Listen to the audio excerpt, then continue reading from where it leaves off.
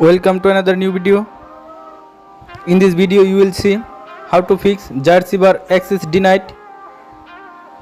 Please follow complete the process.